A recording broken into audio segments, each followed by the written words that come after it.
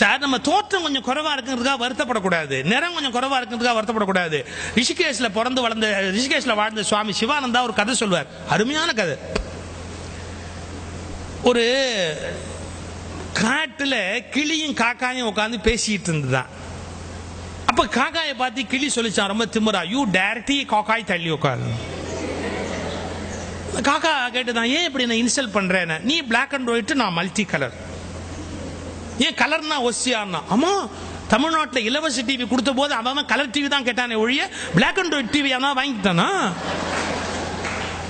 அதனால கலருக்கு தான் மரியாதை ஜாஸ்தி, பிளாக் அண்ட் ஒயிட்னா மரியாதை இல்லை அப்படின்னு காக்காயை சொன்னா. காக்கா சொல்லிச்சு, என்னமோ தெரியலப்பா, என்ன கடவுள் படைக்கும் போது கரண்ட் கட்டா போச்சோ என்னமோ, நான் கருப்பா போயிட்டேன், அது ஒரு பெரிய விஷயமா அப்படி பேசிக்கிட்டு இருக்குது காக்காயும் கிளியும். அப்ப வேட்டைக்கு வந்தான் பாருங்க, அவன் என்ன பண்ணிட்டான், நேரா வந்தவன் கபக்குன்னு கிளியை பிடிச்சிட்டான். வேட்டைக்கு வந்தவன் கிளி தான் பிடிப்பான், காக்காயை பிடிப்பேன். காக்கா பிடிக்கிறதா ஊர்லயே பிடிக்கலாமே, காட்டுல போய் என்ன பிடிக்க வேண்டியிருக்க. ஆக்சுவலா தமிழ்ல காக்கா பிடிக்கிறதுங்கிற வார்த்தை கேட்டிருக்கீங்களே, அது எப்படி வந்ததுன்னு தெரியுமா? காக்கை பிடித்தல், வேற ஒண்ணும் இல்ல. ஒருத்தன் கால் கை பிடித்தாவது வாழ்க்கையில முன்னுக்கு வருது. கால் கை பிடித்தல், காக்கை பிடித்தல், காக்காய் பிடித்தல்னு போச்சு. தமிழ் அது எப்படி ரூட் வந்ததுங்கிறதுக்கு.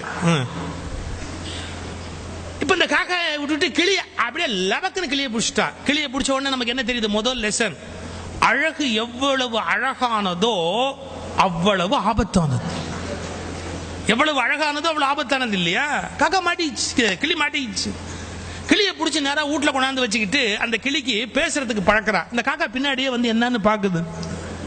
இந்த கிளிக்கு என்ன சொல்லி கொடுக்குறான்? குட் மார்னிங் சொல்லு அப்படி கத்து கொடுக்குறான். கிளிக்கு வரல. பூண்டு இருக்கு இல்லையா, கார்லிக், பூண்டை சுட்டு நாக்கில் வச்சு கிளியை பேச பழக்குவானா.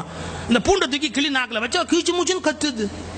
அன்னைக்கு அமாவாசை காக்காய்க்கு வாசல்ல சோறு வச்சிருக்கேன். அவன் பொண்டாட்டி கா கான்னு கத்துற உடனே அந்த காக்கா சோத்தை பார்த்து கிளியை பார்த்து, சோத்தை பார்த்து கிளியை பார்த்து ஒரு வார்த்தை சொல்லிச்சு, பாத்தியாடா, அவன் பாஷையில பேசுறதுக்கு உனக்கு சூடு வைக்கிறான், என்ன என் பாஷையில கூப்பிட்டு சோறு வைக்கிறான்.